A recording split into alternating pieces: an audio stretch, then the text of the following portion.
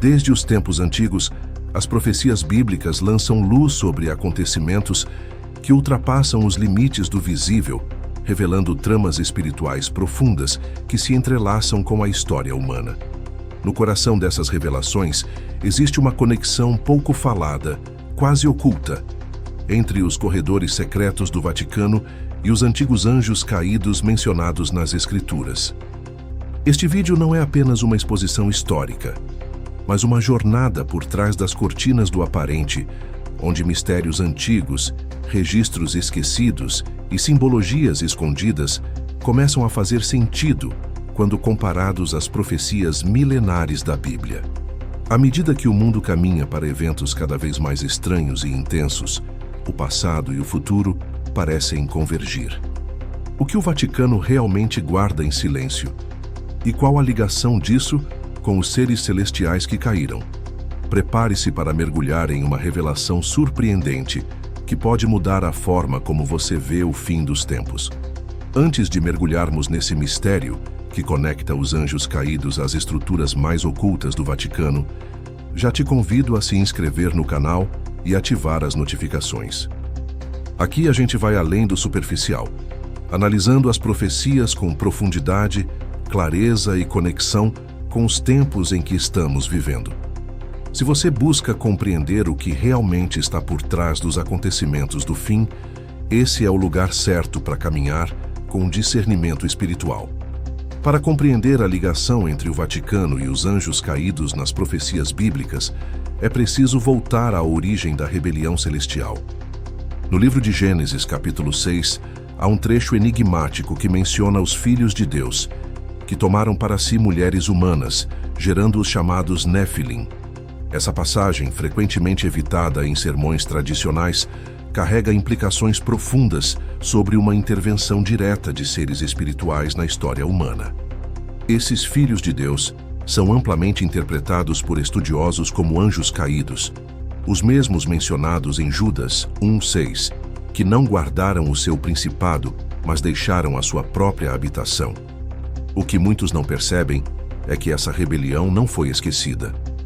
Diversos textos apócrifos, como o livro de Enoque, não canônico, mas amplamente estudado nos círculos acadêmicos e religiosos antigos, ampliam essa narrativa, descrevendo como esses seres caídos trouxeram conhecimento proibido à humanidade: astrologia, magia, guerra, sedução. E onde esse conhecimento foi parar? Muitos estudiosos apontam que ele não desapareceu, mas foi ocultado, preservado por certas instituições que moldariam o curso da civilização. É aqui que o Vaticano entra de maneira silenciosa, mas central.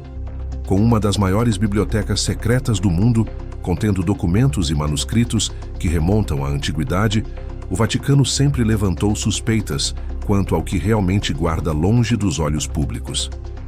E se parte desses registros contivesse relatos diretos sobre a queda dos anjos, seus ensinamentos e a forma como eles influenciaram impérios e religiões?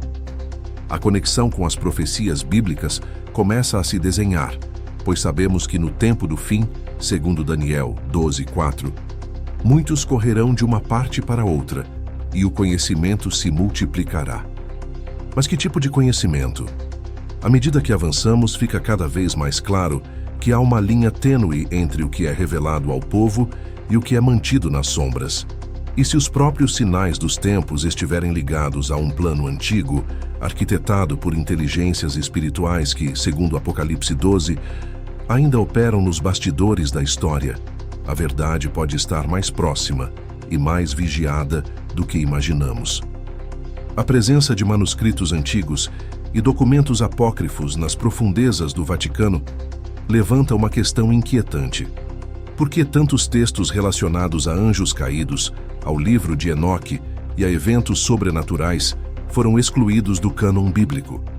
A história da formação do cânon bíblico, especialmente durante os concílios e sob influência direta da Igreja Romana, revela não apenas um processo espiritual, mas também político.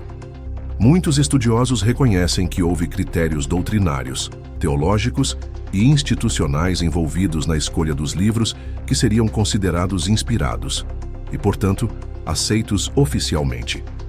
Essa seleção, no entanto, não apagou o interesse por textos como o livro de Enoque, que era amplamente conhecido no período do Segundo Templo e até citado de forma indireta por Judas em seu curto livro.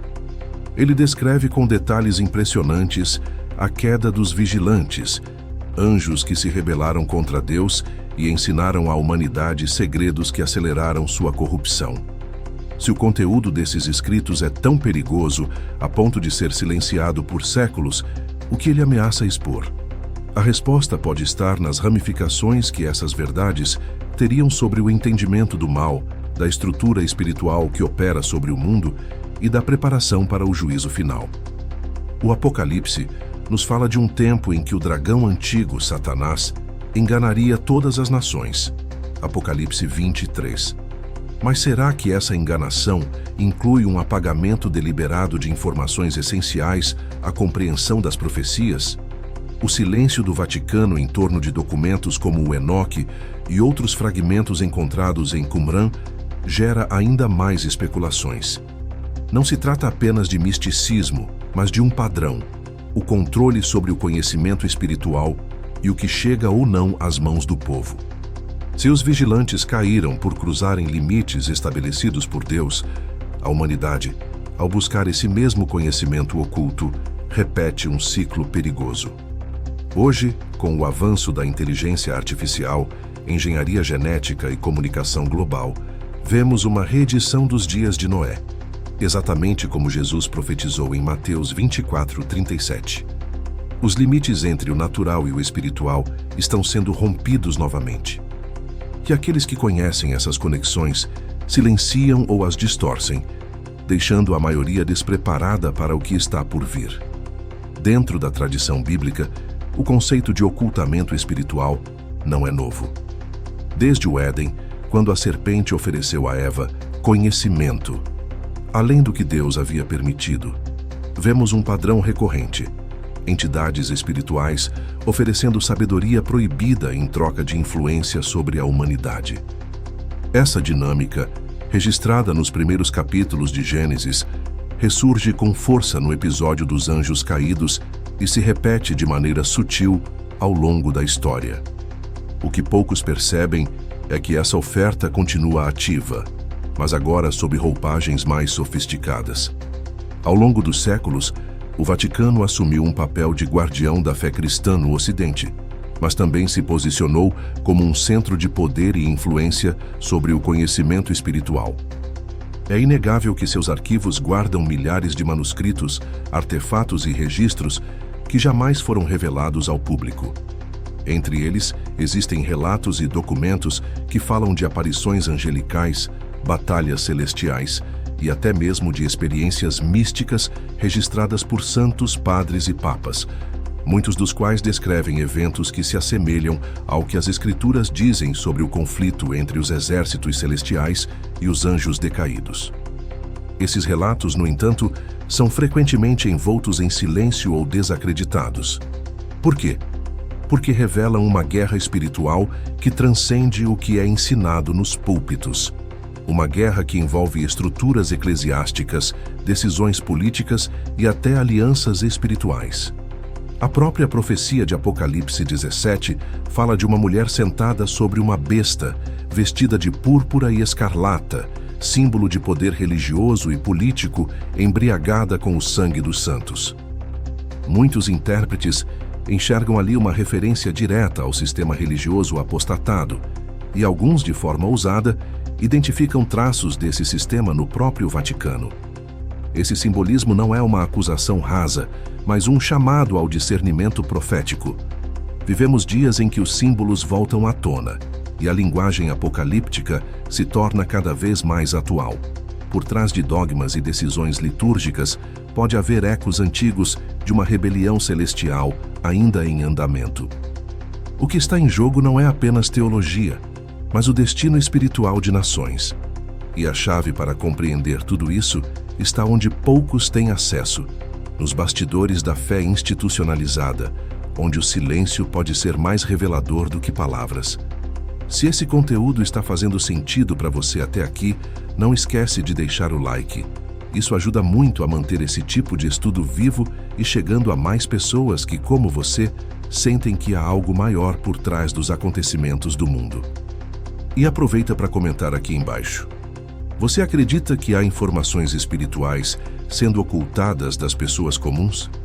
Quero muito saber sua visão sobre isso. A comunidade aqui no canal cresce a cada vídeo com pessoas que realmente pensam e buscam discernimento. Sua participação faz parte disso. Entre os corredores silenciosos do Vaticano, há ecos de segredos que remontam a tempos bíblicos, registros que, segundo fontes históricas e rumores internos, falam não apenas de teologia, mas de contatos com entidades espirituais que desafiam a compreensão comum. A questão que surge é: seriam todos esses encontros de origem divina? Ou haveria entre eles manifestações de anjos caídos disfarçados de luz? Paulo advertiu em 2 Coríntios 11:14 que Satanás se transfigura em anjo de luz, o que nos leva a uma reflexão séria. Até que ponto instituições religiosas podem ser enganadas por aparições espirituais aparentemente sagradas? Ao longo da história, diversas figuras dentro do catolicismo relataram visões e instruções vindas do céu. Algumas delas se tornaram dogmas, outras foram suprimidas, classificadas como visões perigosas ou heréticas. A aparição de Fátima, por exemplo, é um fenômeno amplamente conhecido, mas o chamado terceiro segredo, revelado apenas parcialmente, ainda levanta debates intensos. Alguns estudiosos e ex-membros da hierarquia eclesiástica afirmam que esse segredo fala de uma grande apostasia dentro da própria Igreja, conectada com o surgimento de uma falsa espiritualidade que pode preparar o caminho para o anticristo. Essa ideia se harmoniza com 2 Tessalonicenses 2:3, onde Paulo adverte que não venha esse dia sem que antes venha a apostasia e se manifeste o homem do pecado. Seria possível que parte dessa apostasia esteja enraizada não apenas em heresias doutrinárias, mas também em pactos silenciosos com inteligências espirituais hostis, mascaradas de celestiais. Isso explicaria por que certos temas, como os anjos caídos, os nefilim e a guerra espiritual, são evitados nas homilias e doutrinas oficiais. Eles expõem um lado sombrio da realidade espiritual que poucos estão preparados para enfrentar. A profecia de Daniel 8 fala de um poder que lançaria a verdade por terra e prosperaria nesse engano. Se conectarmos isso ao simbolismo apocalíptico, temos uma narrativa em construção que aponta para a atuação contínua de forças caídas, não apenas no mundo secular, mas dentro da própria estrutura religiosa. O silêncio do Vaticano nesse contexto pode ser interpretado não como ignorância, mas como uma escolha estratégica, talvez para proteger ou para ocultar. Mas os que estudam as profecias com olhos espirituais sabem: o véu está começando a se rasgar. À medida que olhamos para os dias atuais, percebemos uma movimentação global rumo a uma espiritualidade unificada, ecumênica, muitas vezes desconectada da verdade revelada nas Escrituras. O Vaticano, nas últimas décadas, tem liderado um esforço visível em direção a uma união entre religiões, buscando pontos em comum com o islamismo, o judaísmo, o budismo e até com correntes místicas de origens variadas. À primeira vista, isso pode parecer um gesto de paz e reconciliação, mas à luz das profecias bíblicas, esse movimento ganha outra dimensão. Apocalipse 13 descreve dois poderes que dominam o cenário global: uma besta que surge do mar, símbolo de poder político-religioso, e outra que surge da terra, representando um falso profeta com aparência de cordeiro, mas que fala como dragão. Essa segunda besta promove a adoração da primeira e opera sinais e prodígios, enganando os habitantes da terra. É impossível não perceber nesse cenário o surgimento de uma liderança espiritual global com influência direta sobre governos e povos, exatamente o tipo de papel que o Vaticano tem buscado desempenhar. Nos bastidores dessa nova ordem espiritual, há uma sutil redefinição de conceitos fundamentais. O pecado deixa de ser tratado como transgressão da lei de Deus, 1 João 3,4, e passa a ser visto apenas como desconexão com o outro. O juízo final é diluído em ideias de reencarnação ou evolução espiritual coletiva. E o retorno de Cristo é muitas vezes substituído por um conceito simbólico de era de luz ou nova consciência. Essa transformação de linguagem espiritual, embora sutil, aponta para um afastamento das verdades escatológicas bíblicas, criando espaço para que doutrinas de demônios, como Paulo advertiu em 1 Timóteo 4:1, se infiltrem nas estruturas religiosas. A conexão com os anjos caídos nesse contexto torna-se ainda mais relevante. Eles sempre agiram por meio do engano, da sedução espiritual e da deturpação da verdade divina. E hoje, com a abertura global para o espiritualismo sem discernimento, o palco está montado para que esses seres voltem a exercer influência, não por meio de possessões evidentes, mas através de ideologias, filosofias e discursos travestidos de luz. E o Vaticano, com sua autoridade histórica e seu prestígio religioso, tem sido uma das principais plataformas para essa transição silenciosa. Nos últimos anos, surgiram relatos cada vez mais frequentes sobre atividades inexplicáveis envolvendo o espaço aéreo global. Objetos voadores não identificados, luzes que desafiam as leis da física, aparições em regiões remotas, até mesmo declarações oficiais de governos admitindo não saber a origem desses fenômenos. Mas enquanto o mundo os trata como simples OVNIs, quem conhece as Escrituras reconhece os padrões espirituais por trás dessas manifestações. Em Efésios 6:12, Paulo afirma que nossa luta não é contra carne e sangue, mas contra principados, potestades, contra os príncipes das trevas deste século, contra as hostes espirituais da maldade nos lugares celestiais. Essa referência a lugares celestiais nos obriga a enxergar a dimensão espiritual desses acontecimentos. O que poucos sabem é que o Vaticano tem mostrado um interesse particular por esse tipo de fenômeno. O Observatório do Vaticano, localizado no Arizona, nos Estados Unidos, ironicamente próximo a regiões com alto índice de aparições, é um dos mais antigos centros astronômicos do mundo, mantido diretamente pela Santa Sé. Mas por que a Igreja manteria um observatório em uma região tão estratégica? E por que se envolver em estudos ligados à vida fora da Terra? Será que existe algo além da ciência nesse interesse? O ex-diretor do observatório, o jesuíta José Gabriel Funes, chegou a declarar publicamente que a crença em vida extraterrestre não contradiz a fé cristã e que tais seres poderiam até fazer parte da criação de Deus.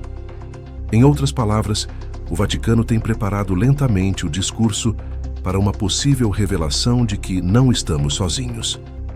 O problema é que essa narrativa pode ser facilmente usada para reintroduzir os antigos anjos caídos sob uma nova roupagem. Não mais como entidades demonizadas, mas como irmãos cósmicos evoluídos, prontos para nos ensinar um novo caminho espiritual. Apocalipse 12:9. Já nos alerta que o grande dragão, o sedutor de todo o mundo, foi lançado à terra. Isso indica que a atuação dessas entidades é global, mas camuflada. O uso da linguagem alienígena pode ser apenas mais uma estratégia dos mesmos anjos caídos que agiram nos dias de Noé, agora com outra aparência. E se a revelação pública sobre eles vier das autoridades religiosas, como o Vaticano, será vista como legítima, exatamente como as profecias anunciam que o engano dos últimos dias seria forte o suficiente para enganar, se possível, até os escolhidos. Mateus 24:24. Dentro da vasta teologia do engano nos últimos dias, há uma figura central que se destaca nas profecias: o Anticristo. Um personagem que não surgirá apenas como um líder político ou militar, mas como alguém que terá profundo apelo espiritual. Em 2 Tessalonicenses 2:4, Paulo afirma que ele se assentará como Deus no templo de Deus, querendo parecer Deus. Essa descrição é perturbadora, pois indica que sua atuação se dará dentro de um espaço sagrado, reconhecido como legítimo pelo mundo religioso. E aqui, mais uma vez, a figura do Vaticano entra no campo profético com relevância intensa. Desde a antiguidade, o templo tem sido o local da presença de Deus entre os homens. No Antigo Testamento, o tabernáculo e depois o templo em Jerusalém serviram como centro espiritual. Porém, após o véu se rasgar na crucificação, Mateus 27:51, a habitação de Deus passou a ser no corpo dos crentes, o templo vivo. Mesmo assim, a ideia de um espaço sagrado físico ainda move os corações humanos. Muitos estudiosos apontam que o templo de Deus, onde o anticristo se assentará, pode ser simbólico, mas outros acreditam que será literal. Talvez um centro de adoração global, ecumênico, onde diversas crenças convergirão sob uma autoridade espiritual. O Vaticano já tem dado passos sutis nessa direção, promovendo encontros interreligiosos e assumindo uma postura de liderança moral mundial. Ele já é, para muitos, o único organismo religioso com credibilidade e estrutura suficientes para representar a fé num mundo cada vez mais caótico. Agora, imagine se um dia esse mesmo espaço acolher uma figura carismática, capaz de realizar sinais, prodígios e apresentar soluções aparentemente divinas para os conflitos do planeta.